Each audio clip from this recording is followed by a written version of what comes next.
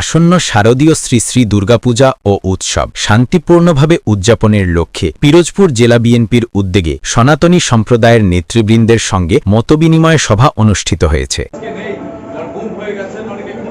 শুক্রবার ২৫ সেপ্টেম্বর সকাল ১০টায় জেলা বিএনপির কার্যালয়ে এ সভার আয়োজন করা হয়। সভায় সভাপতিত্ব করেন জেলা বিএনপির আহ্বায়ক নজরুল ইসলাম খান এবং সঞ্চালনা করেন সদস্য সচিব এস.এম. সাইদুল ইসলাম কিসমত। অনুষ্ঠানে উপস্থিত ছিলেন হিন্দু বৌদ্ধ খ্রিস্টান ঐক্য পরিষদের সভাপতি বাবুল হালদার, সাধারণ সম্পাদক চন্দ্রশেখর হালদার, পূজা উদযাপন ফ্রন্টের আহ্বায়ক অধ্যাপক দিলীপ কুমার মিস্ত্রি, পূজা উদযাপন পরিষদের সাধারণ সম্পাদক দোহা গুহ, হিন্দু বৌদ্ধ খ্রিস্টান কল্যাণ ফ্রন্টের আহ্বায়ক অশোক কুমার শিকদার, জাতীয় হিন্দু মহাজোটের সভাপতি ডাক্তার অরবিন্দ রায় সহ জেলার বিভিন্ন পূজা মন্দির কমিটির নেতৃবৃন্দ। এছাড়া সভায় বিএনপির কেন্দ্রীয় নেতা ও জেলা বিএনপির যুগ্ম আহ্বায়ক এলিজা জামান, জিয়াউর রহমান ফাউন্ডেশনের পরিচালক সাইদ খান, জেলা কৃষক দলের সভাপতি নাসির উদ্দিন বাচ্চু সহ বিভিন্ন পর্যায়ের নেতৃবৃন্দ উপস্থিত ছিলেন। বক্তারা আসন্ন দুর্গাপূজাকে ঘিরে সাম্প্রদায়িক সম্প্রীতি অটুট রাখার আহ্বান জানিয়ে বলেন, বাংলাদেশে কোনো সংখ্যালঘু নেই, সবাই সমান নাগরিক অধিকার নিয়ে বসবাস করছেন। তারা আরও বলেন, বিএনপি সবসময় সনাতন ধর্মাবলম্বীদের পাশে ছিল, আছে এবং ভবিষ্যতেও থাকবে। পূজাকে কেন্দ্র করে কেউ যেন কোনো ধরনের অশান্তি সৃষ্টি করতে না পারে